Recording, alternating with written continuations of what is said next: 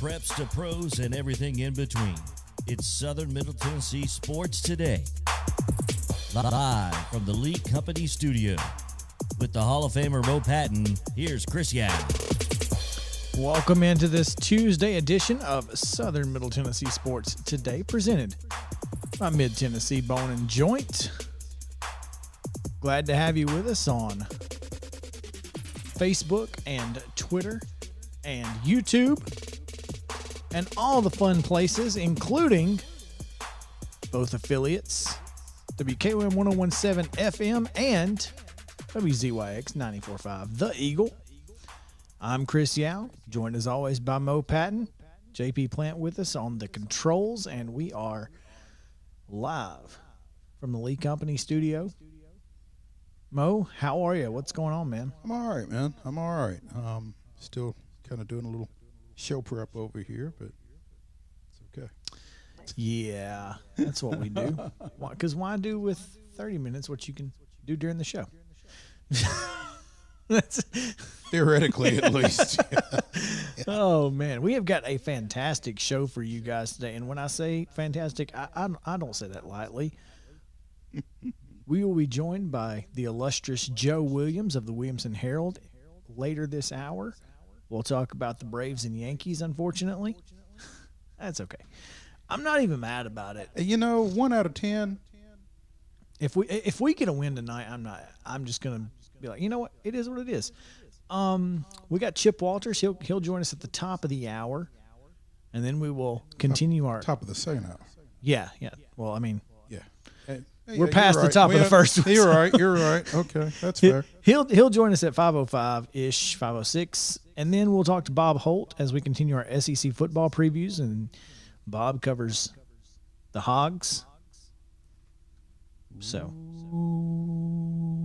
that's right, Woo Pig Suey. And of course, it's Tuesday, so that means we got a top five, and of some sort. We haven't done a in memoriam top five in a while. So we are going to do that today as we pay tribute to Charlie Watts, the legendary drummer of the Rolling Stones.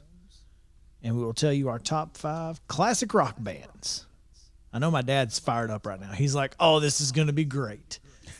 He's like, all those 8-track tapes I made you listen to are going to pay off. Until he hears me throw out somebody ridiculous that he's never heard of, and I'm just like, what? Sorry, Bob Seger wasn't number one, dude. I don't know that he really qualifies, does he? Well, he was already on my list. Oh. Okay. I mean, he was rock in the 70s. He wasn't a band. The Silver Bullet Band was. He wasn't. They wouldn't have been. Bob Seger and the Silver Bullet Band. Okay. All right. You can't have one without the other. Love and ask the Silver Bullet Band. How good would they have been without Bob Seger? Oh, man. That's funny. I guess if we're doing classic rock bands, can I use the Swampers? Because they were a heck of a band.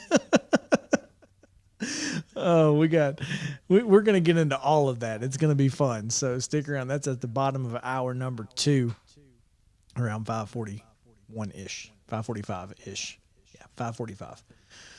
But first, we have some top stories to get to, and this one threw me because when I saw it, I thought, who is J.R. Smith, and why do we care that he's playing golf at NCA&T?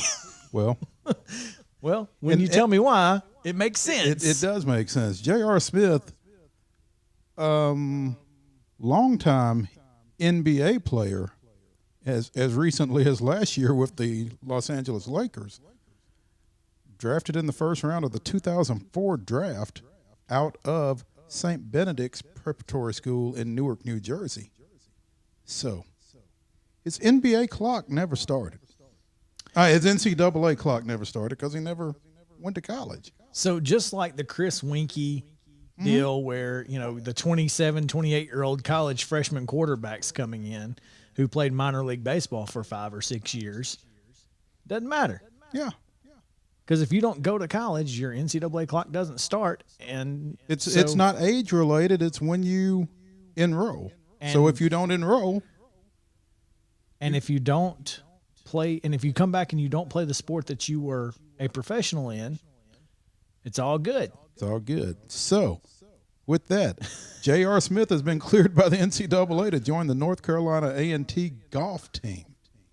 How cool is that, though? It's like, I mean, if you're an 18-year-old freshman going in to play golf at NCAA and then next thing you know, J.R. Smith's playing with you. I mean, you're just, hey, man, what's up? I mean, how cool is that? How much of an impact does that make on your opponent? It's got to shake you up a little bit little. when you walk up to the first tee and there sits J.R. Smith. It's got, dude, I saw you. Yeah. That's the dude that LeBron went off on, I mean, yeah. It was probably one of the most exciting feelings I've had in a while. I really didn't know how it was going to go, but to be able to actually call myself a student athlete is a great feeling, Smith said to the Undefeated. Wonder if he can translate his fame into some NIL for these golfers. You would think for some golfers and for himself, but for himself, I'm not sure he needs it, but for if he could get the whole team, like the whole golf team, like sponsored by somebody, and they get say Titleist or whatever, and they get balls or gotta be that would be cool. Yeah, I hope that comes of it. I think that's going to come of it. I would think, in light of some of the money that he has made over the course of his NBA career, that A&T is going to benefit from that as well. I mean, so that's it's pretty cool. And he's walking on, so I would think that suddenly the walk-on is going to be in the lineup in light of everything that we just mentioned. I mean, one would think. You kind of don't want to upset a multimillionaire walk-on. No, you want that guy to graduate and give back and continue to have good things to say. Yeah, no doubt, and good checks to stroke. Oh, that's funny. Yeah, I'm excited about it. I mean, I will follow NCAA golf at least casually at this point. To follow up on what Parrish Alford was saying a couple of days ago. Was that yesterday? No, he was last week sometime. When we were discussing, no, I'm sorry, it was Neil Price that we were talking to yesterday. Okay, yes. About TSU coming down there, yes. And the impact of Eddie George and the impact of Deion Sanders at Jackson State, that kind of thing. To see things like this taking place on HBCU campuses and seeing them get some focus and some attention that they might not get under normal circumstances is pretty cool. Yes, it is. As we move on, Jason Hoth, a former Columbia Central football coach and now former Spring Hill assistant football coach, as he announced his resignation, just basically said he wanted to be a dad, watch his kids play, and we've talked about this. We didn't think that, he probably thought his kids were going to come to Spring Hill with him, and that when they didn't, he kind of had a decision to make. And Ben Martin even said that in your story on MainStreetPreps.com, that's what he was hoping for, and it just didn't play out. So, he has to go be a dad, and that's totally understandable. And there's nothing wrong with that. Nothing at all. I think it's the right decision. So, as a dad who missed some things because of work, you don't get that time back. Yep. So that's right. So, getting a chance to watch his kids finish school and play over the next probably 4 years, I guess he'll sit out but he'll enjoy being a dad for that time. Oh, absolutely. And I'll tell you, he probably enjoyed watching Jace the other night. Had a couple of big catches, one for a 2-point conversion, had a big sack. tough loss eventually, but as much as a former coach can enjoy that, I feel like he probably did. So, but yeah, there's a story on the website at mainstreetpreps.com. All right, real quick before we get to the rundown, we're going to run down some COVID cancellations as several football games and Columbia Academy Providence Christian volleyball scheduled for today. Yeah, scheduled for today over in Murfreesboro. That's been canceled. We're told that CA should be able to make their trip to Middle Tennessee Christian on Thursday, though, for that volleyball match. But, yeah, football. Huntland at Whitwell. These are statewide. York Institute at Jackson County, Hickson at Notre Dame, Meigs County at the Kings Academy, and Elizabethton at Ray County. That game has been rescheduled for October 8th. Lake County and Obion County, Smyrna, Rockville, Chattanooga Central, Franklin County, as well as Whitwell, Huntland.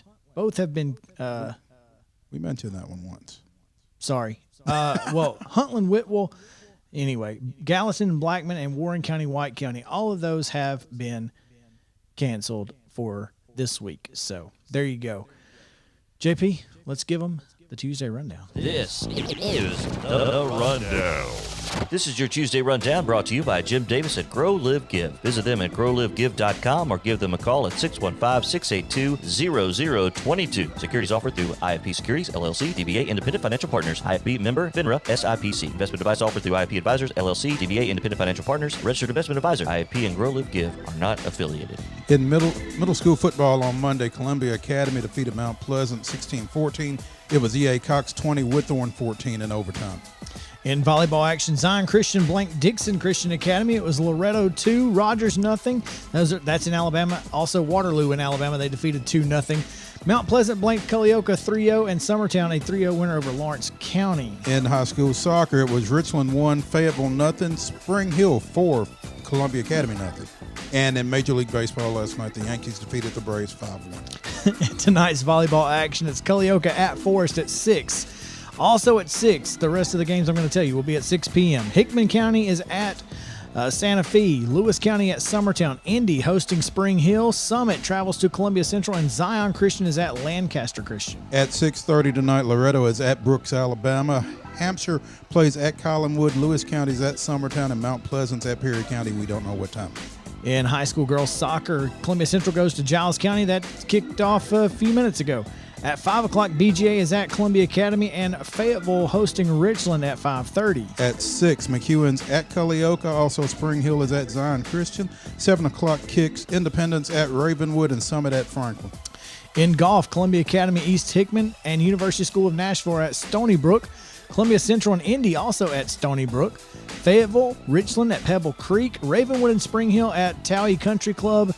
Summertown is at Lawrenceburg, and Zion Christian at 4 o'clock is at Graymere. In Major League Baseball tonight, the Yankees at the Braves at 6:20 start on Valley Sports, also on WKRM 103.7. At 6:10 on ESPN Plus, it's the Twins and the Red Sox. At 9 on ESPN, it's the Dodgers and the Padres. And that's your Tuesday Rundown.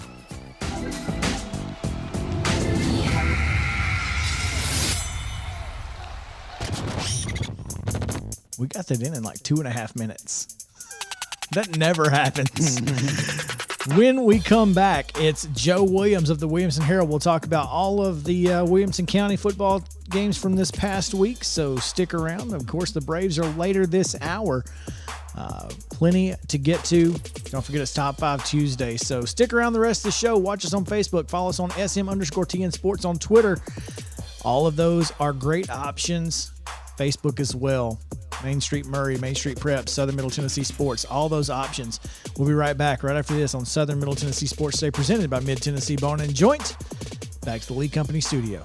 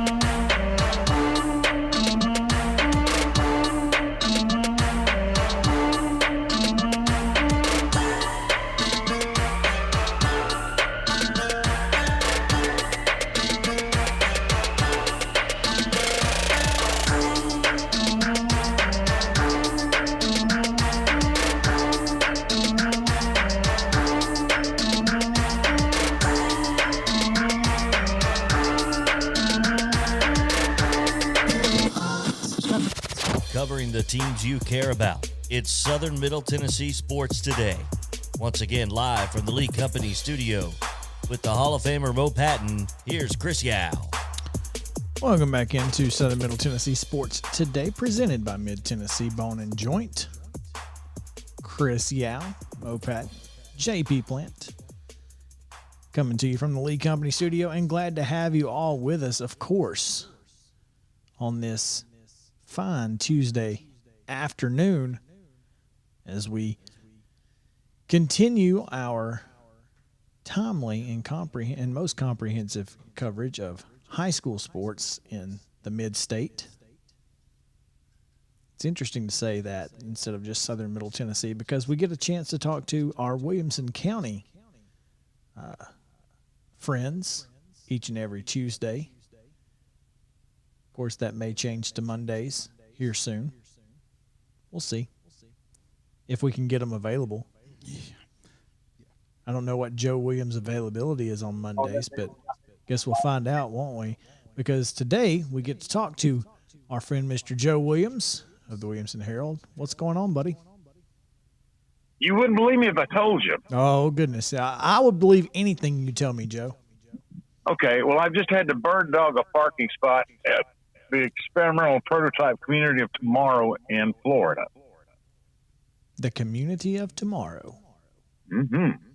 What is that exactly? The experimental prototype community of tomorrow. Epcot. Gotcha. I'm not a Disney guy. I went to Disney World once and I got lost in Honey, I Shrunk the Kids, and it kind of ruined me. Yeah, no doubt. I came out. That'd do it. I had to turn around and go back out the entrance, and that was pretty much it for me. The only positive thing that happened is I met the Ninja Turtles. That was the highlight of the trip. Well, what were you, 10? 5. Thank you. Okay, same difference. So yesterday I texted Joe and asked, can we get you at 425 tomorrow? And this morning I wake up to a text.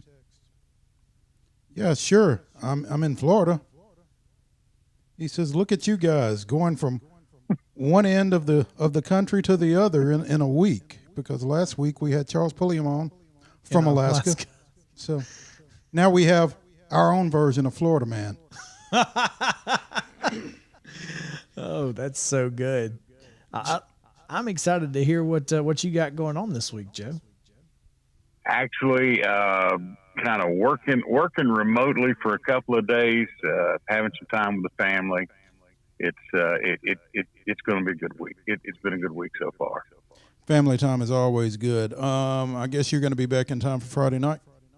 Probably not. Oh. Based on but yeah, I know. Based on the flight, that was the one thing that, as many Friday nights as the family has given me, I figured it was time to give them one. Well, there you go.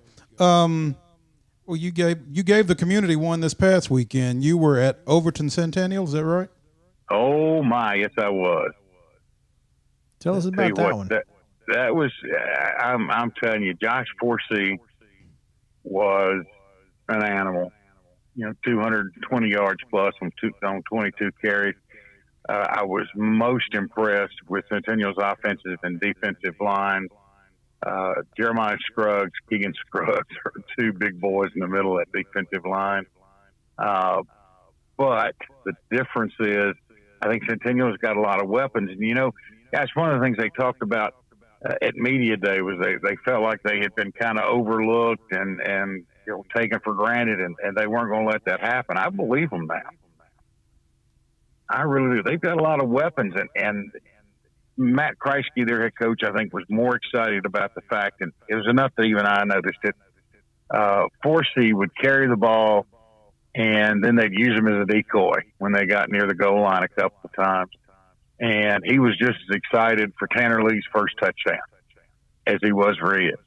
I mean, these guys, these kids truly were playing as a team. They keep that up. God knows, I think they can surprise some folks.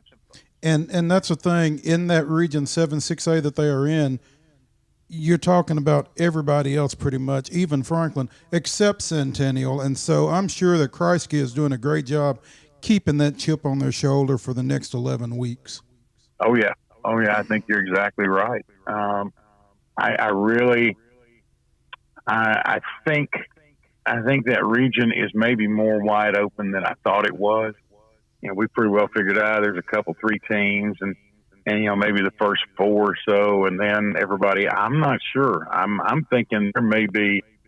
It literally could be any one of 6, just depending how things fall. So there may be some room for movement. And keeping the focus on this Cougar team for just a second, they've got a chance to go and get a win Friday night when they go down to the pit. Lincoln County seems to have struggled, or else Giles County is really good, because they lost at the Brickyard 51-8 Friday night. Well, 2 things. 1, Giles County is pretty good, and 2, Fayetteville is really good. I see what you did there. Fayetteville is really good. Yes. Yeah.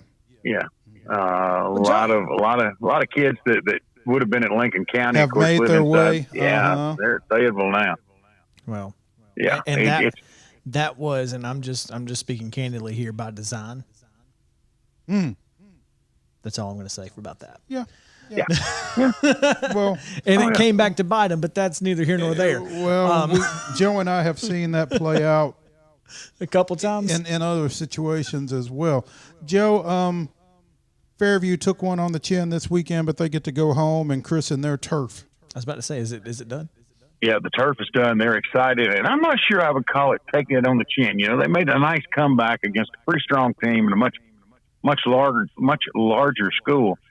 And I think, Chris Hughes would tell you, 1, it's always tough to play Charles Rathbone and that bunch of Page. Secondly, it doesn't matter. Season starts now. He'd love to have won the Battle of 840, but the fact of the matter is, when it comes time to get a chance to go to Chattanooga, that game ain't going to matter. There you go. Speaking of games that don't matter, were you as shocked at the BGA Nolensville outcome as I was? Yes. Okay. Short answer, yes. I made the mistake of asking a yes/no question there. So. Well, I was going to say, not so much at the outcome, but the ease. Mm-hmm. I think that's what surprised me a little bit. But, again, if you're Samson Johnson, those guys, you got to shake this thing off now. Doesn't matter. And that's the thing, is it doesn't matter in the long run. That's what you have to understand. That BGA Nolensville, Ravenwood NBA, it doesn't matter. None of these games keep you from getting done what you want to get done ultimately this year. Even Brentwood Blackman, who, that's a game that you could see in the second or third round of the playoffs potentially. It doesn't matter. Well, no, I don't guess you could. You couldn't see them until the championship. They forget. Yeah. The new regions kind of screw you up a little bit, but yeah, Go ahead, Joe. I'm sorry. No, go ahead, because I'm going to follow up after this because I know where you're headed.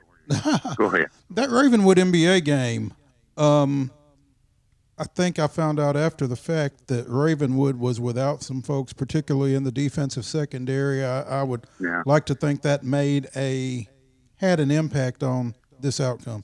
Although Marcel Reed is pretty dang special. I was going to say, remember who you're talking about.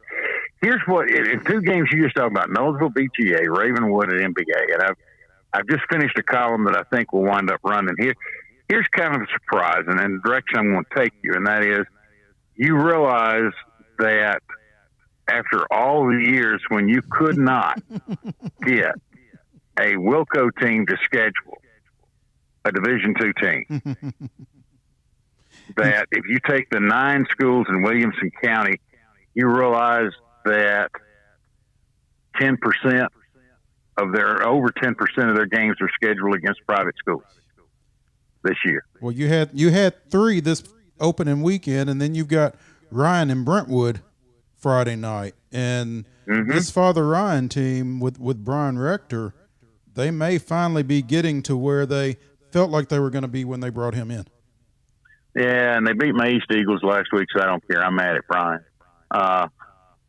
But yeah, they could be. And look at it this way: Ravenwood has 4 out of their 5 non-region games. 4 are against private schools. Independence Independence opens with CPA, Lipscomb Academy, and I forgot the third one, but it's a private school. Well, in a lot of those Lipscomb this week. They've got Lipscomb this week coming off that tough loss Friday night. In a lot of those instances, those may be the only folks they can get to play them. Well, I was going to say, there in fact is the problem. They've been so successful, nobody else wants to play them. Will Hester will tell you that's what's happened to him. Oh, Pope John Paul. Pope John Paul, too, might as well be a part of the Williamson County contingent region. Let me correct you. Let me correct you on that, because it's not Pope John Paul II anymore. It's Pope Prep, and I go figure. It's a whole thing, as Chris would say. But JP pointed this out when I threw the question out there yesterday, and then I followed up with the baseball coach up there, Chris Parker, on Facebook last night, and he confirmed, JP, that they now have a middle school, a 6 through 8 middle school, in addition to the 9 through 12 program that they have had since they opened up in Hendersonville. And so now, in keeping with that, it's not Pope John Paul II High School, it's Pope Prep. Well, don't read the Herald then, because it's still going to say Pope John Paul II for the schedule this week. I'll go ahead and tell you. You don't think you can, take some liquid paper and brush over that and jot in Pope Prep? Baby, I'm 600 miles. I'm 750 miles Even away. If you could, you're not going to. Paper, nothing. Yeah. Stop exactly. the presses. Stop the presses. It's Tuesday afternoon. That deadline is passed. Yeah. That ship has sailed, folks. Oh, man. Joe, as we wind down this segment here, this is going to be a really fun week of high school football. I'm sorry that you're going to miss it. Man, there's so many games I'd love to have covered this week. What game are you most looking forward to missing? To watching from afar? Well, that's a good question. And it's funny.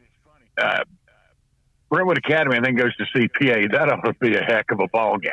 I'm glad you said that, Joe, because I'm sitting here looking at my phone, and there is a text on it from your counterpart, yes, Charles Pulliam, who says, and I quote, "Engle is pretty certain, but I just wanted to float it your way too. BA versus CPA Friday will be the first meeting as far as I know." Yes, I don't think they've ever played. That's going to be an absolute barn burner. When I saw that game come up on our pick'em on Main Street Preps, I thought, "Oh crap, I don't know what to do." That's going to be a nice ball game, and I'm not sure where they're playing, but I don't know that at CPA. I don't know that either stadium is big enough. No, I think you're right.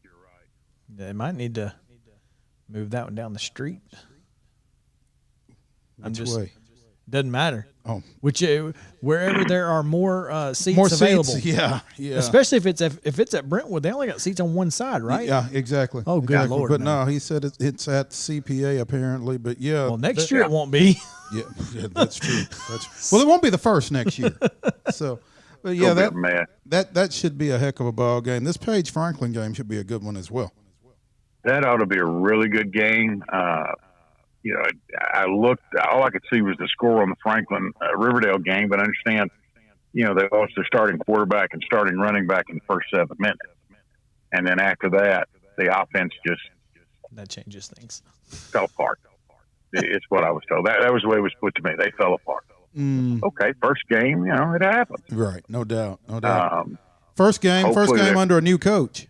So yeah, and then you lose your starting quarterback and your starting running back. The running back specifically is really where that offense runs through. So losing him is tough. But Joe, enjoy your time at Epcot. I am a little jealous. I'm not gonna lie, because I would like to go back and just drink around the world, if nothing else. Well, today is some kind of, the kids have set up some kind of food festival thing they do down here, so we're going to do that. I'm waiting for tomorrow. We're going over, and I'm going to ride every Star Wars ride I can find if I have to pick people out of the way. I may wind up in jail getting a seat, but I'm going to ride them first. Hey, that'll work right there. Joe Williams of the Williamson Herald, riding Star Wars, taking you out. He's from East Nashville. He means it. He means it. He ain't gonna play. All right, guys, we're gonna come back. When we come back, it is Atlanta Braves baseball. So stick around. Southern Middle Tennessee Sports Today returns to the Lee Company studio right after this.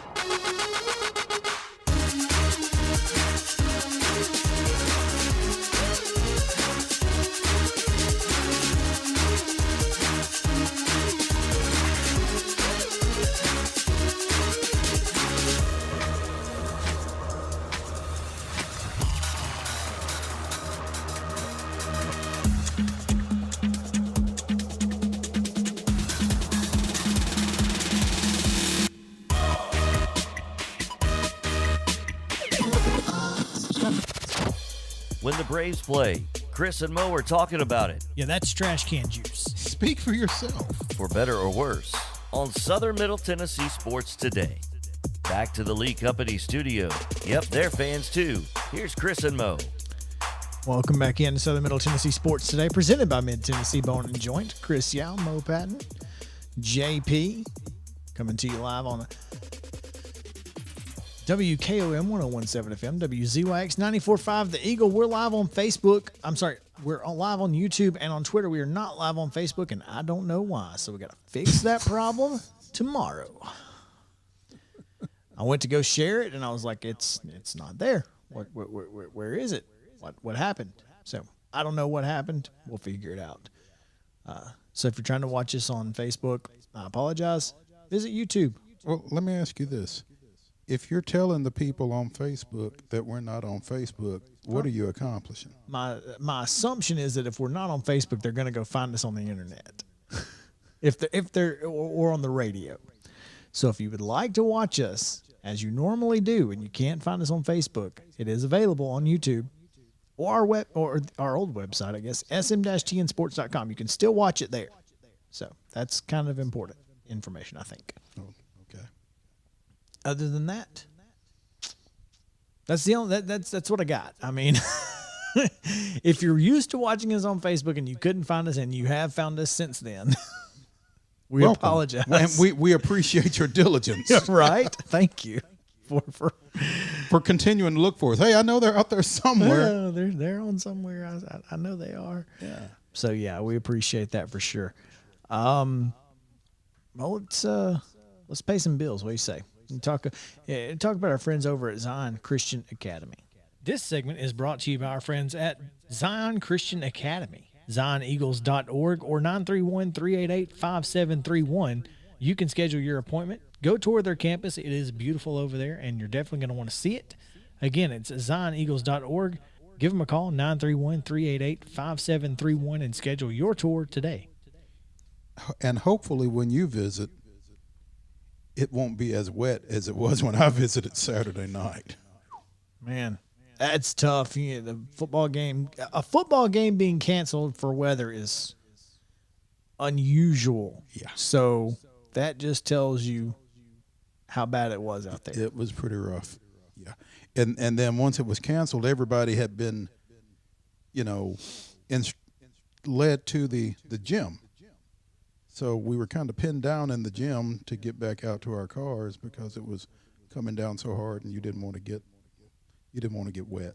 So Did they play the full width, or did they? No, they did not play the full width. They played 100 yards. They played long. the regulation width. Yeah, but they played the regulation width of 40 yards. Yeah. That was nice. Yeah, because Jeff Jordan apparently is not as petty as we are.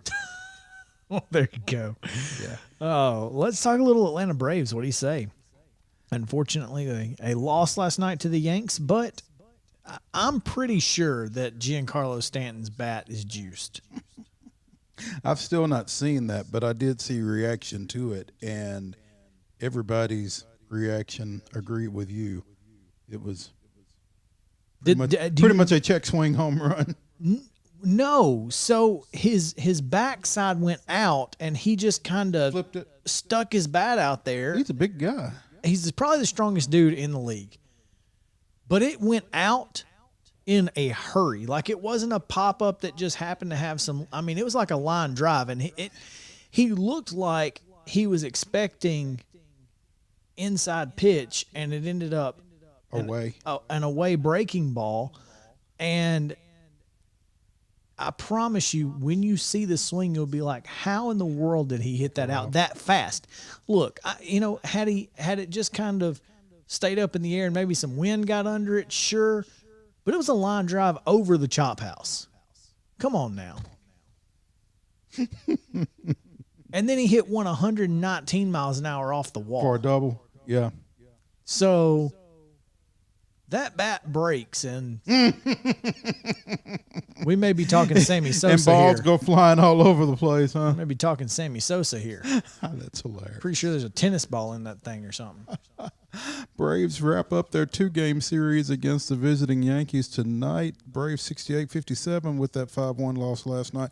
Yankees 73-52. It's a 6:20 start on Bally Sports 5:05. So here in about 15 minutes, the pregame starts on WKRM FM 103.7. Charlie Morton gets the ball for the Braves, 12-4 with a 3.47 ERA. Andrew Heaney? Haney? I don't know. Mr. Haney. I was just about to go there. I'm glad you did. 8-8 with a 5.51 for the Pinstripes. So, Not on the road. the only run for the Braves last night came on Dansby Swanson's 25th homer. That guy's just, he's hitting the cover off the baseball. I'm old enough to remember when folks wanted to replace Dansby Swanson with Orlando Arcia as shortstop. Permanently. Forever. And yet, here we are. For real. That wasn't even that long ago. It was like 6 months ago. And not even that. It was 4 months ago. 3 months ago. Yeah. I mean, It was 2 months ago. that guy's been as good as anybody since June 15th. All 4 of your starting infielders for the Braves have 20 home runs. That's impressive. Now, tonight's pitching matchup on paper looks really good for the Braves. It does. On paper. They really need a good start from Charlie Morton, a guy that, he's not had much trouble with the Yankees over the last couple of years as a member of the Tampa Bay Rays. Yeah, he's kind of gotten used to pitching against them, that's for sure. This team, this particular Yankees team, though, featuring Javi Baez and who's the other guy they just got? Joey Gallo. Not Baez, the other Cub, Anthony Rizzo. That's it. Sorry, look, man. It was the other Cub. The Cubs traded everybody. I don't know who went Who where. went where? Exactly. But yeah, so this is a guy that has pitched against the Yankees, has some experience against some of these guys. So I fully expect that, he'll go in with some confidence tonight. And if this offense can get anything going early, I think it could be a really good night for the Atlanta Braves. Oh, without question. And with the momentum that both these teams brought into this series, I think if the Braves were to get a split, I think it's a pretty good series. Oh yeah, no doubt. I mean, I didn't expect to win these two. I really didn't expect to win both these games. I was hoping for a 1-1, and Huascar Ynoa didn't pitch bad last night. You have to remember he's still coming off of that injury. He at one time he sat down like 8 straight after the Stanton home run. I think he struck out 6 of those 8. Like he had really found a groove there, and then the 5th inning happens where he gives up a couple hits, and then the Stanton double for 2 runs there, and that's again, that's going to happen as he gets later into games because he's still not stretched out from that injury. Once he gets into the 5th, he's going to struggle a little bit against really good offenses, and this is a good offense. Yeah, Ynoa is not the issue. No. When you lose a 5-1 ball game, I think you kind of have to look at the offense a little bit. Yeah, I mean, obviously you don't want to give up 5 runs, but you're also probably not going to pitch Irvin Santana against Edgar Santana. You're definitely not going to pitch Irvin Santana. No, Smell since baseball. he's not there. Yeah. Sorry, Smell baseball. He follows me on Twitter. That's why I like him. Edgar Santana. You're not going to pitch him and Jesse Chavez. Maybe if it's a 3-3 ball game, you may go to somebody. You may go to Richard. You may go to. There's just so many ways that you could go. You're probably not going to those two in a closer ball game. So yes, the offense does need to do a little more. I found these numbers. So not only do all 4 of the Braves infielders have 20-plus homers, they all have 70-plus ribs. Freeman, 27 home runs, 70 RBI. Ozzie, 22 homers, 84 RBIs. Swanson, 25-75, and Austin Riley, 27-76. Best infield in baseball? Offensively? I moved that the nomination cease. Offensively, I can't see. I don't think there's any other with with those type numbers. I'm not sure why you qualify it, because it's not like any of those guys is taking skillets to the field. I mean, they No, I mean, I think I read where Austin Riley has made like he's top 7 in the National League in non-routine plays. He's made like 8 or 10 of those. So I mean, this is a really good offense, like you said, both offensively and defensively. I can't think of anyone that's better. So yeah. And the Braves are still 4.5 up on the Phillies after last night. Really need to keep that going. Oh yeah, yeah. I mean, you don't want to lose any momentum as far as that goes. I mean, once you get up like they've gotten up, you want to continue to try to string wins together and just keep that pressure on Philadelphia. Right, because a win tonight for Philadelphia and then a win tomorrow and Thursday, if the Braves lose tonight, you could be looking at a 2-game lead rather than a 4.5-game lead in just 3 days, because you don't play the next 2 days. And that's, as much as you appreciate those back-to-back off days, if Philly was to do something like that, you're just sitting there watching them and not being able to get on the field yourself, it can be a little frustrating. Especially when they've got the Diamondbacks, Nationals, and Marlins in their next 3 series, a 4-game series with the D-backs, 3 with the Nats, 3 with the Marlins before they get anybody with a pulse, and that's the Brewers. Well, so you got to get on it right here. So you got to do what you have been doing, and that's win baseball games. Well, the Diamondbacks beg to differ. Well, they did sweep them in Arizona, but this one they're not in Arizona. They're going to be in Philadelphia, so at least it'll be a little cooler. Yeah.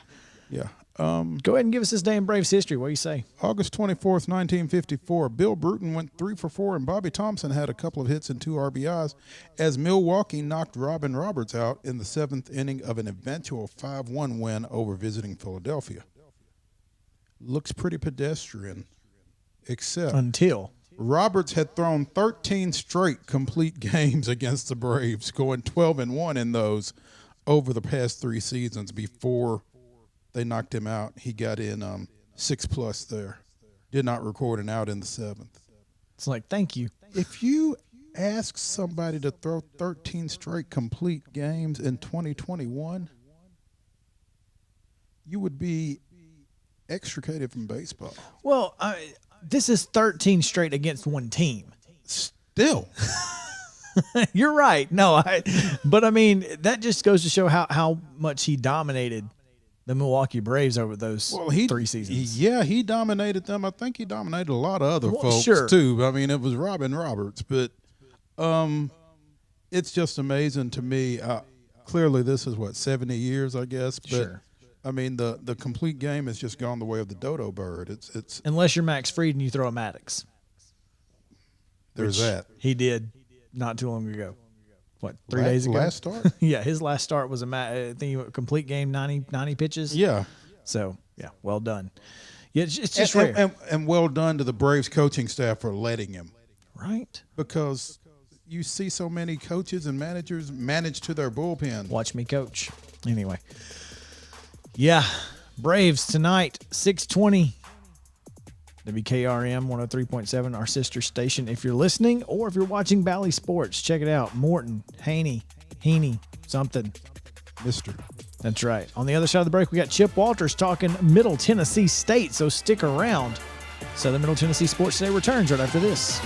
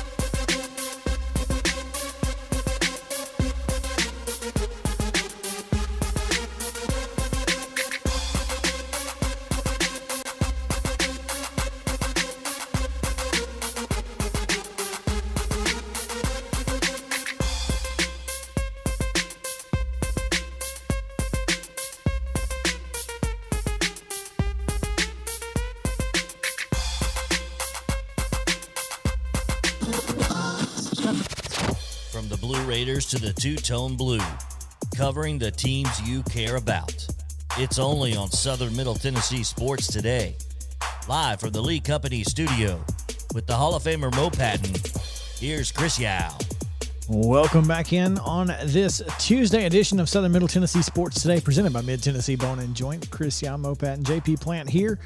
7 minutes past the top of the hour, and we are super pumped for you guys to be with us on WKOM 101.7 FM, WZYX 94.5 The Eagle. Don't forget to stick around after our show as Will Davis has Sports Mix live on WZYX every Tuesday and Thursday from 6 to 7. And I'm sure he will be talking at some point about Franklin County and Huntland both being off this week due to their opponents not having the ability to play due to COVID and, the potential of, those two teams have nothing going on this weekend. They ain't got nothing to do. They ain't got nothing to do. I'm just saying. Can you imagine the gate Franklin County Huntland would draw? No. About like the CPA BA game. It's going to be everybody in Franklin County would be there. Everybody. I think from Estill Springs to whatever the southernmost point in Franklin County is. Yeah. And all points in between. And all points in between, everybody would be there. So I'm just saying, I'm not saying Franklin County folks. I'm just saying that you should think about it. But we are going to talk with Chip Walters, the voice of the Blue Raiders. Talk a little MTSU. So welcome in, Chip. How is your Tuesday going? Well, it's going along. It's nice to have had back-to-back days with sunshine. That's kind of been a nice twist. So you're warm and dry today, then, is what you're saying? That's correct. So yeah, it is warm. That you're also correct on that. There we go. But yeah, just getting a little bit closer to the opener with Monmouth, and I think the FCS rankings came out, and we've talked about Monmouth a little bit, and that they had a good year, aka spring, when they played their spring schedule, and they ended up in the, and I'll still call it the 1AA playoffs. Good call. You're old school like me. You're not the only one. Yeah, and they ended up losing in the playoffs to Sam Houston, who won the whole thing. Won the whole darn thing. Yep, but they're ranked 13th. I've done just a little bit of research that'll kick in this weekend, but they have a quarterback that may have a top 5 name for a quarterback. His last name is Musket. And which you have a rifleman, all that, but a musket would be. A lot of people have cannons for arms. I hope this guy doesn't. Yeah. I hope for Middle Tennessee State's sake that he does have a musket attached rather than anything else. That's exactly right, but so there's that going on. We had the second scrimmage was Saturday. We got big news out of tennis. Baseball made some big news with a hire of a new pitching coach. We wanted to ask you about that. Slow your roll there just a second. Tell us more. I'm just throwing stuff on the wall, see what sticks. Well, the baseball coaching move has stuck. Tell us about your new pitching coach. His name is Jerry Myers, and when I first heard that, you absolutely know who I was thinking about. Absolutely. This is plural, though. This is more than one. This is plural. It's not Jerry Meyer. It's Myers. And he is the two biggest stops that he's made in his career. He was head coach at Old Dominion for 6 seasons, and prior to that was, or actually surrounding that, he spent a good bit of time at South Carolina as the pitching coach. When he was at Old Dominion, he was the head coach. Won 160 some odd games in 6 years, But while at South Carolina, he had 17 All-American pitchers during his time there, and made trips to Omaha. Oh, he was on 2 national championship teams, but I think it's something crazy like, 6 times to the College World Series. And again, they won it in 2011, and he was in the championship game 2 other times. So, they went 3 times. They were in the championship round 3 of those 6. So he's done a lot. If you look on the website at GoBlueRaiders.com, they always, what they're saying about Jerry Myers. I mean, there's kind of a who's who of people who are giving their quotes about what Jerry Myers is all about, and including Ray Tanner at South Carolina, who's the AD there now and the former head coach, and also Tim Corbin.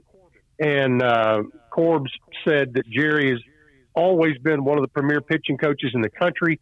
When you look at South Carolina teams that he was a part of, pitching success was paramount, and he had a lot to do with that. At the heart of it, Jerry has a teacher's spirit for pitching, and he's a very good instructor. So, Kyle Bunn, who just left for Houston, did a really, really good job. And Jim Toman is super excited about having Jerry Myers coming into Murfreesboro. So I still got to get over that. That's going to be tough. Yeah, and I'll have to tell him the whole story behind that one day. But so yeah, that's big news because we talked at the end of baseball season last year. Some of the pitching stats where Middle was ranked in the top whatever in the country because Kyle did such a good job of teaching control and things like that. So we'll see what Jerry does to add to that. But that's a big get for Toman and the staff here. You will probably need to explain the Jerry Myers to Jerry Myers because coming to this area, you're not the only one that he's going to have that issue with. That's right, and that I'll see him here in the next few days and try to make that school him up on that exactly.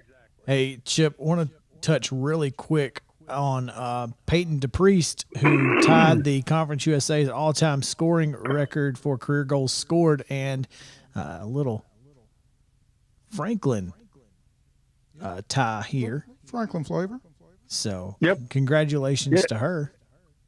Yep, got it on a penalty kick, and so next time out, which will be this week, she'll have a great opportunity to break it.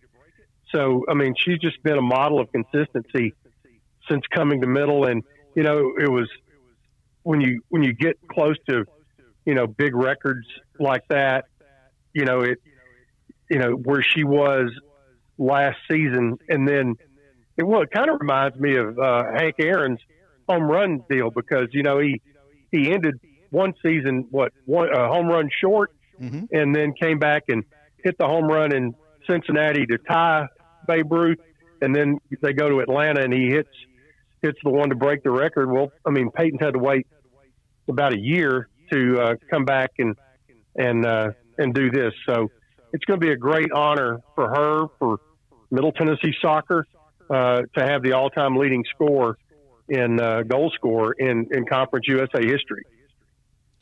It's impressive. It's very impressive.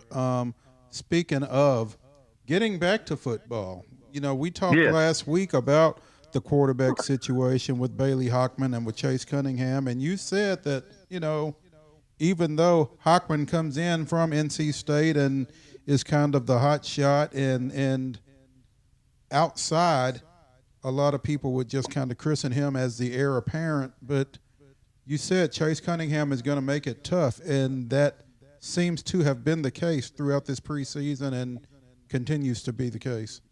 Yeah, Saturday's scrimmage, Hockman was out there and was 5 of 8 passing for 62 yards, had a touchdown, and I was there. I watched the scrimmage Saturday and thought he looked really sharp. Chase Cunningham looked equally as sharp. He had a few more opportunities. He was 9 of 12 for 103 yards and a touchdown. And Mike DeLello said, "Hold my beer." Right. And he was 4 of 5 for 70 yards. And he says, "Don't forget about me over here." And then receiving yards, you had a running back led the team in receiving during a scrimmage, Frank Peasant, who, when you look at his day, Peasant had 55 yards receiving, 46 yards rushing. So he had 101 yards of total offense. But Shaitan Mobley ran with abandon. He was 12 rushes for 79 yards. Amir Rasul, I think they held him out on Saturday. But defensively, they had, last week, I think they had like 7 sacks. Offensive line did a better job. Only 3 sacks given up. Several tackles for loss, though. And Raheem Fuller had the only interception of the day. Now, as far as the dreaded toe, the field goal kickers, there are 2 on the roster, and I think we had talked about Alex Usry, the transfer from Charleston Southern, who comes in, with all kinds of, stories and numbers. He looked really good. He was 3 for 5 on the day, and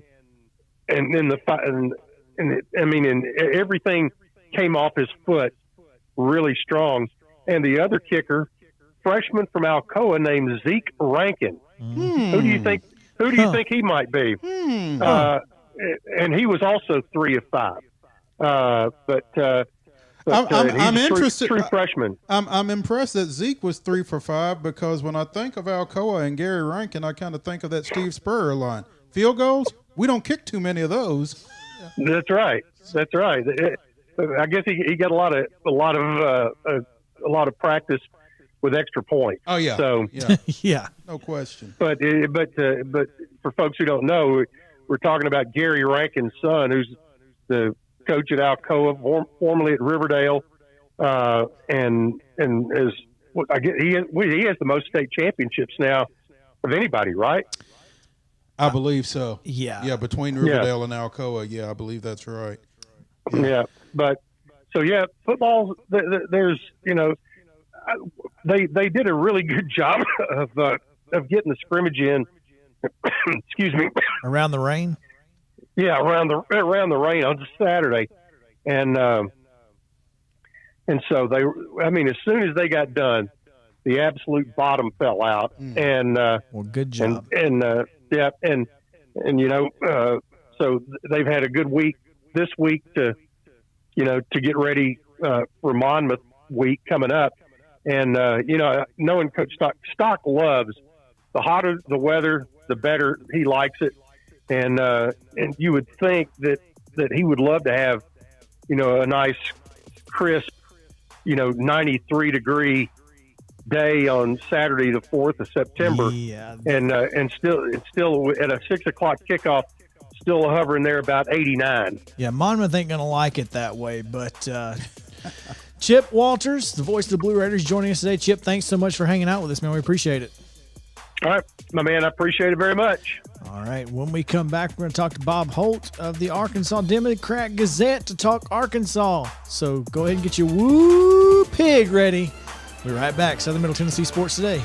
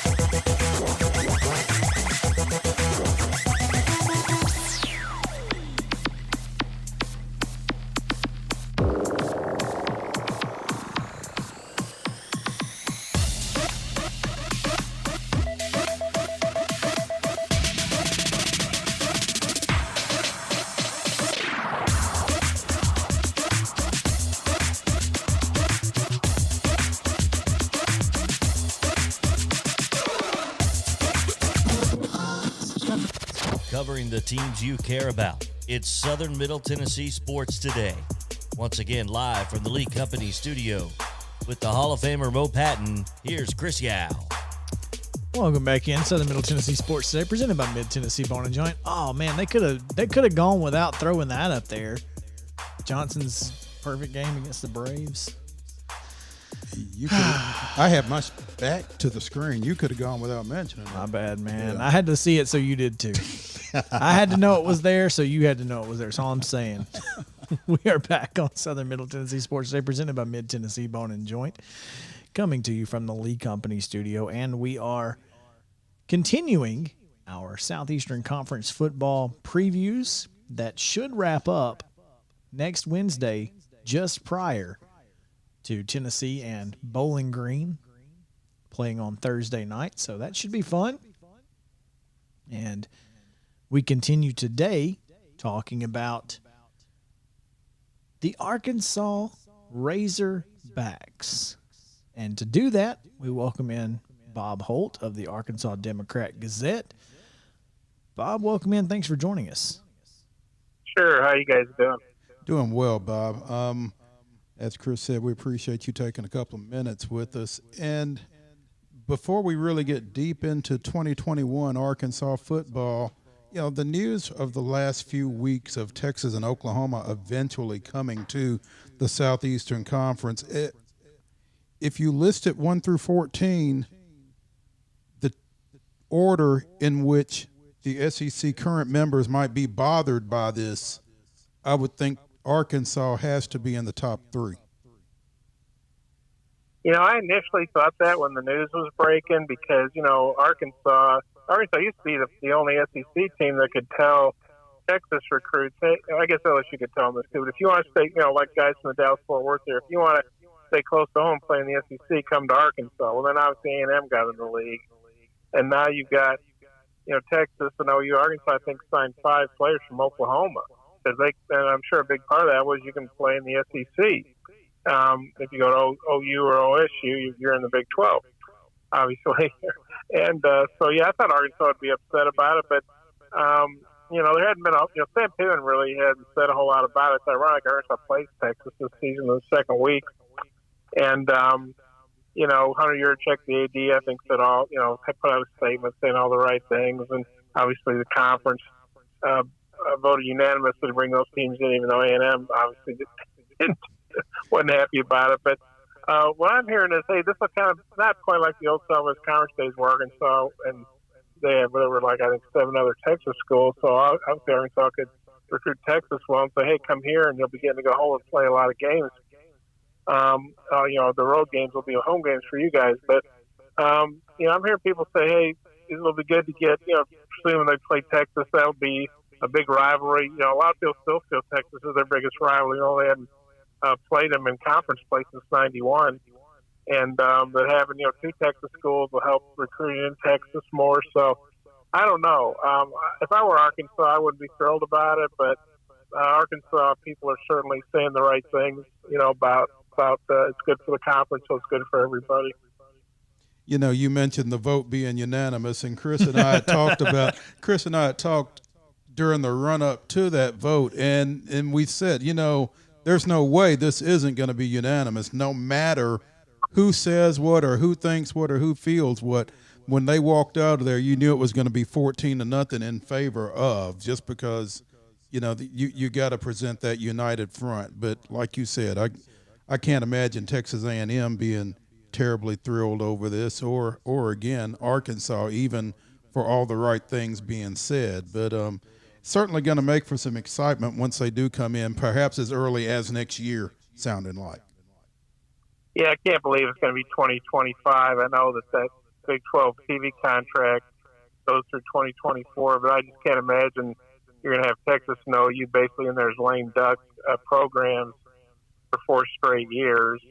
I mean, when A&M and Missouri came in, I think they came in 1 year after it got announced, and they didn't pay the whole exit fee. I can't remember what it was, but it was a percentage. My guess is Texas and OU, they'll pay the Big 12 something. It won't be anywhere near $75 million each. And you feel bad for the Big 12 because I think it's been a pretty good league. But, obviously this expansion is usually about TV dollars, and football is kind of what drives it. You look at Kansas, Baylor just won the national championship. Kansas obviously is one of the top 5 programs probably all time. The Big 12 has a lot of really good basketball teams. Oklahoma State's a quality program. Texas Tech has been very good under Chris Beard, obviously for Texas, but it's like basketball just didn't even enter into any of this, which is kind of sad to me. Yeah, I heard someone say Kansas might as well just go independent in basketball and drop football altogether. Well, dropping football, I don't know. I mean, that football program is an albatross around Kansas. It's not just I'd say the worst Power 5 football program. It's one of the worst football programs in the country, period. It's hard to believe that,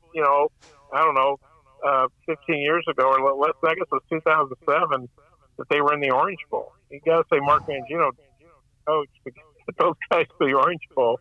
Obviously, Gale Sayers played there. They've had some great players through the years, but right now that program is probably a rock bottom. And you can see what league in the right mind will want Kansas football. If it's not at rock bottom, you sure hope it is, because you'd hate to think that it could get worse. But that said, Bob Holt of the Arkansas Democrat Gazette, what is the outlook for year 2 of Sam Pittman? Well, I think they're going to keep getting better. I mean, last year you look at a 3-7 record, most people would say, "Well, man, that's not very good." When you're Arkansas and you've gone 1-7, 0-8, 0-8 in the SEC's last 3 years, I think that's 1 in 23. But my limited math skills. Then you go 3-7 against an All-SEC schedule that includes not only everybody in the West, but Florida and Georgia and Missouri from the East.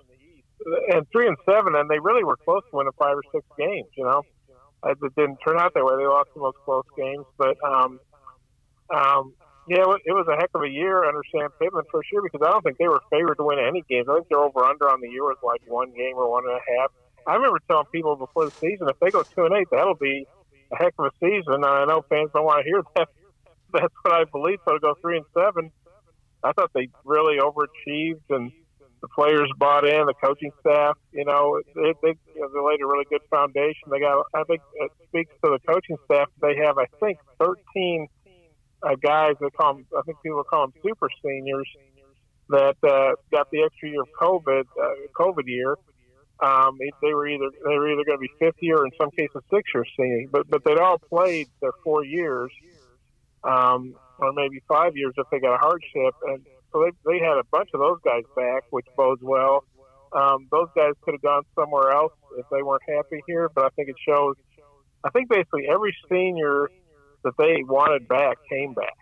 Now, after spring practice, Mike Woods, a really good receiver, transferred to Oklahoma. That was totally unexpected, I think, and a bit of a gut punch, but that's what he wanted to do. I think OU had an opening because one of their receivers had gotten arrested for something.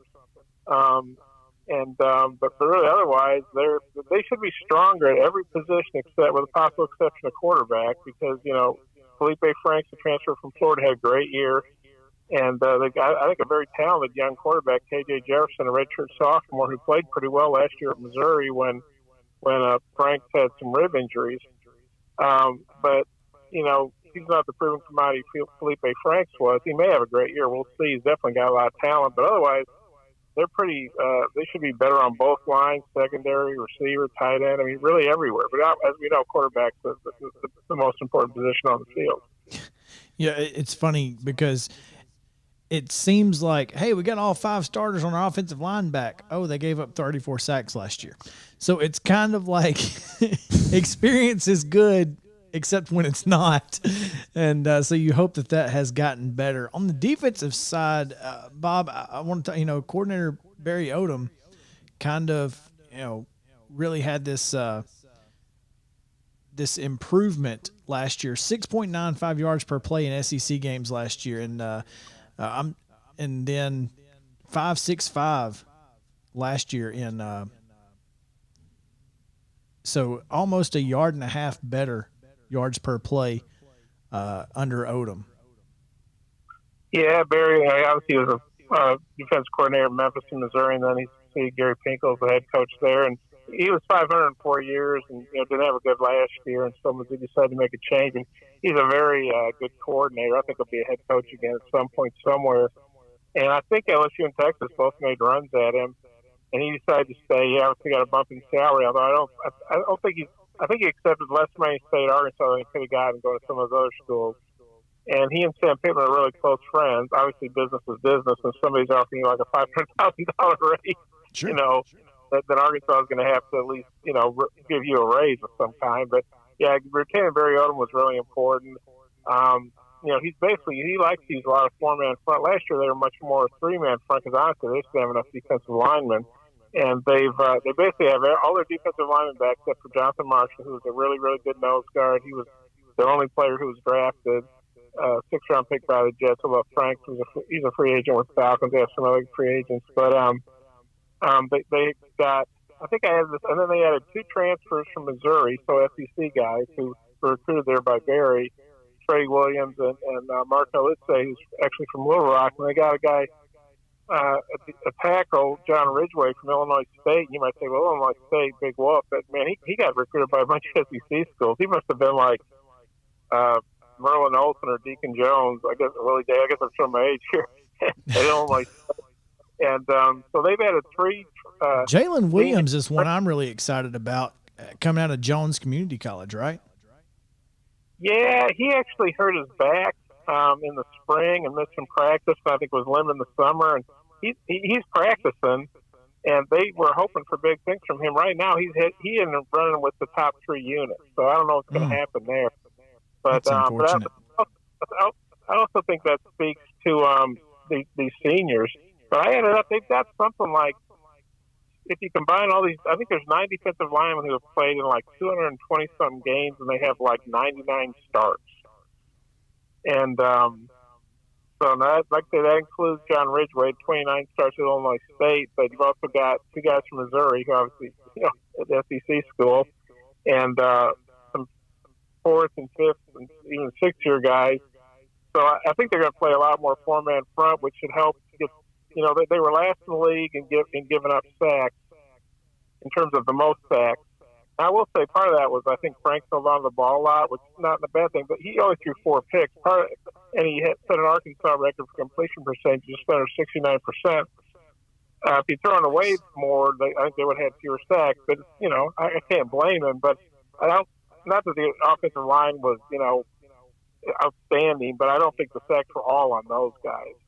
So we'll see what happens because Jefferson's more mobile than Franks was. Although I saw what Franks had like a 60-yard run or something the other night in the NFL exhibition game, which is kind of amazing to me. But yeah, the defensive line is going to have more linemen, so if they can play 3 or 4, whatever they feel like is the best scheme for that particular team. And they've got pretty good depth in the secondary, and they've got 3 pretty good linebackers. We'll see if they get some better depth there. But yeah, but retaining Barry Odom was huge for Sam Pittman.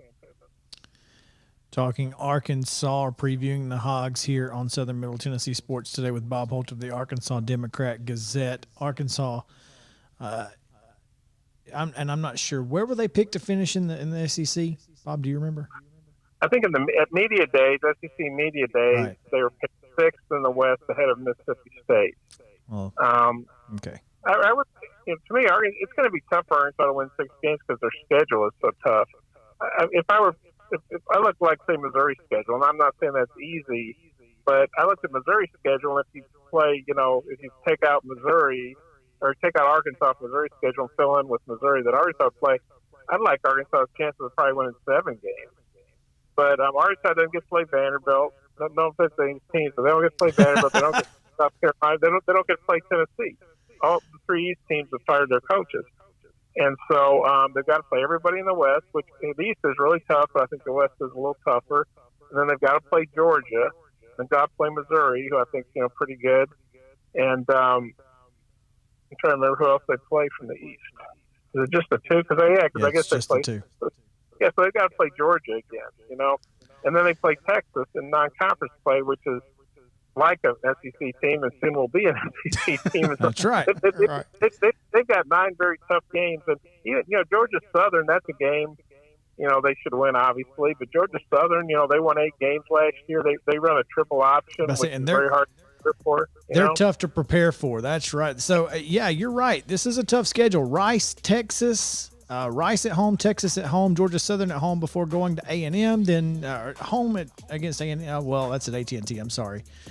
Yeah. So got a tough schedule, but the Hogs will take it as they can. Bob Holt for the Arkansas Democrat-Gazette. Thanks so much for taking some time with us today. We appreciate it.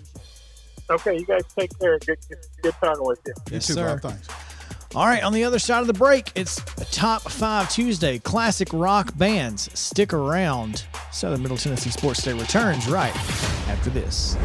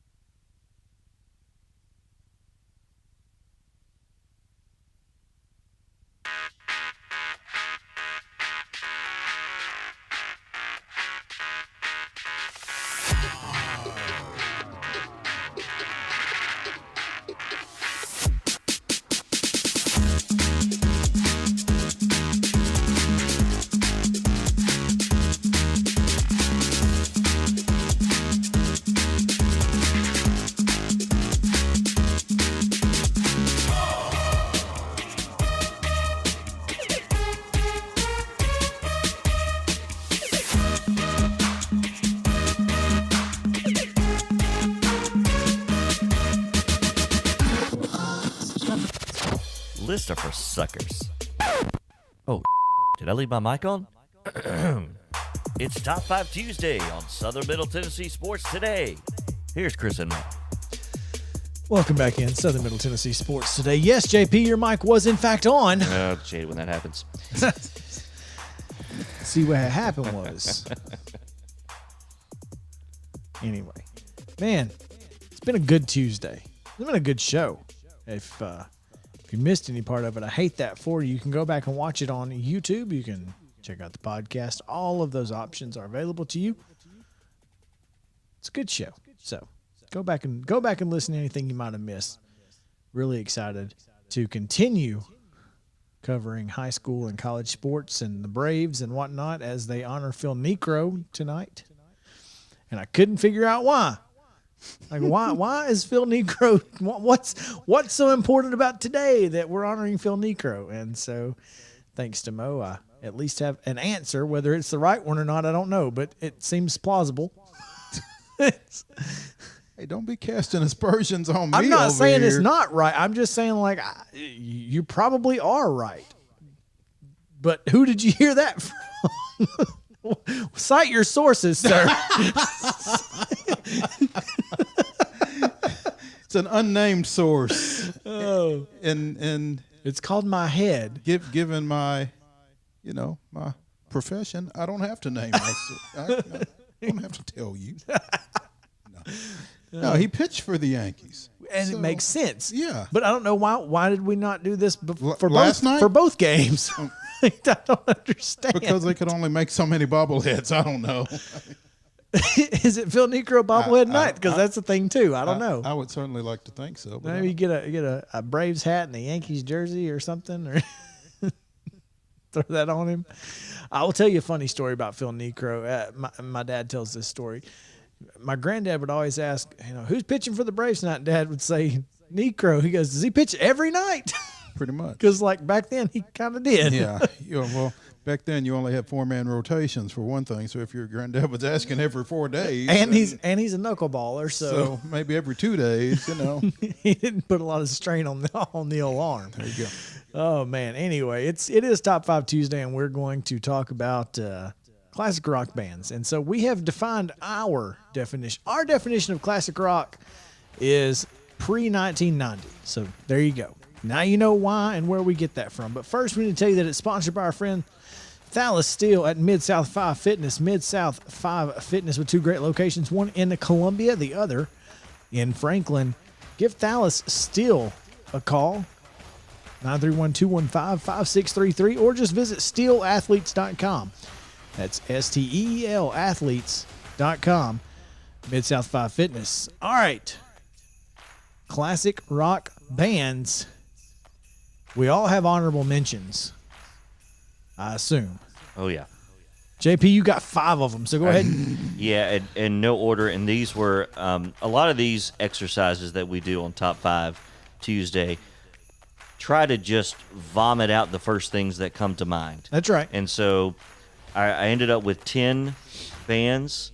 Easily picked my 5 for ranking. That wasn't an issue. So I've got 5 left over. These are the 5 in no particular order: Styx, The Who, Creedence Clearwater Revival, the Doobie Brothers, and AC/DC.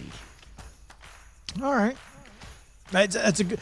By the way, the reason we're doing this, we haven't done an in memoriam top 5 list in a while, and with the passing of Charlie Watts, the legendary drummer of the Rolling Stones, that is why we are doing this list today. Sorry that maybe we'll do songwriters for Tom T. Hall, because as far as country music songwriters go, he's probably one of the best. So, but yeah, that's kind of why we're doing this list. Mo, you got some honorable mentions? I've got some honorable mentions, and I feel bad that I don't have the Doobie Brothers either on my honorable mentions or in my top 5. Well, then put them on there real quick. See, Doobie Brothers are on the that's list. Okay. They're at least an honorable mention. No, Kansas and Rush are my 2 honorable mentions. Nice. I have 3 honorable mentions, and these 3 are probably, well, I'll bet at least one of these 3 are on one of y'all's lists. All right. Queen, Aerosmith, and Styx are my honorable mentions. Those are stout honorable mentions. Yeah. Well, I didn't grow up listening to them as much as I did the others that are on my top 5, and that's kind of where this comes from. Yeah, you're always an outlier. I really am. In this particular exercise, especially because I'm gonna have two bands on here that you guys are gonna be like, really? That doesn't make sense. There's a built-in recency bias with Chris. Yeah, he's a little younger. He's a little younger than you. Yeah, he's a He's a lot younger than me. I don't know. I mean, all of these are gonna be, 70s bands and older. So, all right. Go ahead, JP. Who's your number 5? Number 5, gonna go with the Eagles. I know it's take it easy now. when you just think about the number of hits and songs that stick in your head and that you sing along with, it's hard not to put them in the conversation. I can't get it at disagree number with 5 you, for sure. I guess I never really thought of them as a rock band because Hotel California was the first album I purchased. Yeah, So, and they probably should have been on my. they're on the edge. Yeah. I guess based on our projected criteria. My number What are they? 5 is Van Halen. Ooh, Van Halen. That's a good one. yeah. The Jump record. I had that on cassette. Wore it out. Much like your Doobie Brothers, that's one I left off. I should have put that on my honorable mention. Yep.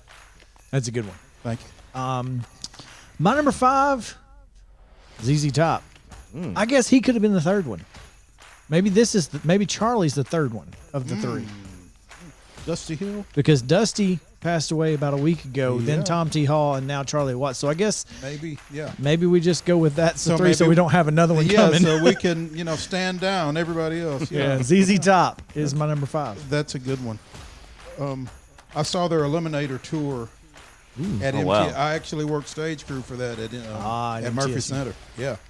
Free That was T-shirt, some- free T-shirt, and all the beer you could take away. Oh, man, after yeah. loadout, There you Good go. people watching too. and I'm got sure. paid. Yeah. Oh wow! All right, number 4, one of your audible mentions, Queen. They're a great band. Anyway, So I don't really know what you say. And they're even really good with Adam Lambert fronting them. Yeah, So, he's not bad. My number 4 is Aerosmith. so there you go. So you called it. I nailed it. Yeah. Oh man, my number 4, Fleetwood Mac. Can't argue with that. Oh, no, you she's- can't. Stevie Nicks was fantastic. Yep. All right, And she could sing. number 3. Yeah. Number 3, and this used to be when I was in high school and early college years. This was my favorite rock band of all time. Hardcore, Aerosmith. There you go. Yep. But they've moved to number 3. As I've gotten older, I've learned to appreciate a couple of others. My number 3 is Styx. I actually saw the Grand Illusion tour wow. at Murphy Center. Yeah. You've had a good run at Murphy Center. Oh, he's I yeah. did. Concert. He did. Did you see Elvis too? I did not see Okay. Elvis. Just making sure. Did not see Elvis. But yeah. No, Murphy, man. They've had some There stout is a acts. list out there. It's online somewhere of all of the acts that played at Murphy Center. Saw Tina Turner there. Oh wow. Work stage crew for that. Work stage crew for Stevie Wonder in the round. That was the latest loadout we ever had, but it's another story for another day. My number 3, got to stick with the Southern Rock, Allman Brothers. Can't argue. Oh, come on. Can't You kidding me? argue. You can't argue with the Allman Brothers. It's the Can't Allman argue with Brothers. any of It's these the Allman kids so Brothers. far. Number 2, Rolling Stones. There you go. I mean, See, they're not on my list, but Yeah. but I typically don't go popular, but I like them. They've got a little blues Yeah. vibe to them. It's only rock and I like it. roll, Yeah, but you like it. but I still like it. My number 2, I played this cassette to death in high school, Loverboy. Another Canadian band. I was gonna say, yeah. Are you secretly from Eh? somewhere else we don't know about? Southern Canada. You're going to like this segue. Okay. Mo likes the Canadians because he is the same thing as my number 2, a foreigner. Nice. Well done. Foreigner. Anyway, I'm just gonna go with it. Just Foreigner is my. They were my Foreigner's favorite good. band. They were like you. They growing up. Foreigner was one of my Cold as Ice. I mean, just Yep. every song that they had, I loved it. I like them. Jukebox Hero. Yep, and they're in the same company with Bad Company, Styx, Rush. Bad Company, man, I forgot about I them. kind of think of them all Yeah. like the same. All right, we're down to one, right? We are. We are at Plenty of number time. All right, this is a late comer for me. One that I've really learned to really love over the last couple of years. Led Zeppelin. Led Zeppelin. Really See, appreciate Led Zeppelin. I would probably have to listen to them now to appreciate them. I couldn't do it as a child I because couldn't I didn't either. understand I it. didn't understand it either. But now I can Yeah. see how you could get to that Uh-huh. point now. Yep. Makes sense. I'm okay with that. Please. That's a good one. So, my number one is Foreigner. Oh, wow. Did not see that coming. Did not see that coming. During my college days, particularly, was when they really were prominent radio wise and that kind of thing. So yeah, listen to a lot of Foreigner. The man is in the doorway here, and the former, I don't know if you still play the drums or not. Dan Jane's standing here. I need to know what Dan. Who is your number one favorite classic rock band? Oh, just the number one band. Who is it? Classic rock. It's got to be classic rock. Southern rock is part of classic rock. Charlie Daniels. See, I would not call him rock either, but there is some He rock played- in there. he Yeah. played on Kinda classic Southern rock stations. rock-ish. Yeah. Yeah. Yeah, if They the Allman play- Brothers are there, Charlie Daniels is there. Well, the Allman Brothers didn't have a fiddle, but sure. It's true. A friend of mine in Nashville that has a studio got the audio So- board from Macon. Oh, man. Recorded the Allman Brothers stuff. I love the Allman Brothers. Okay, now I've cheated. I wasn't going to tell you till now, but I got code number ones because I couldn't pick. This guy. Sorry, I couldn't help I it. pulled that, so you're okay. I couldn't I've help done that it with a couple of top because fives. Creedence Clearwater Revival Okay. is, to me, that's the one that I can sing almost every song, right? Okay. And my code number one with CCR got me this one album got me from Baton Rouge, Louisiana to Meridian, Mississippi. I just listened to them over and over and over. It was a late night drive and I had to have something and they took me there. Let Me Take You Home Tonight, Boston. Boston and CCR are my code number ones. And Boston's good. Oh, dude. Boston solid. Yeah. Boston is, oh man. That the Just Let Me another band out of Boston. But I'll give you that. As we make this list, it's really crazy to think about Chicago, Kansas, Boston. Like I don't know that I necessarily think of Chicago as rock because I thought about them. Well, I'm just the band names that just had Oh, random yeah. one Yeah, name, yeah. like city and states, yeah. Alabama. Yeah. I mean, it just seems like a really interesting. I don't know. Can't believe Leonard Skinner didn't make anybody's list. It would have been yours. Yeah. I'm a Southern rock guy. You're Yeah. right. I told you would hear some Southern rock. But there you go. That's our Top 5 Tuesday brought to you by Mid-South 5 Fitness. Hope you guys enjoyed that. Tell us who your favorite classic rock band is on Twitter at SM_TN Sports.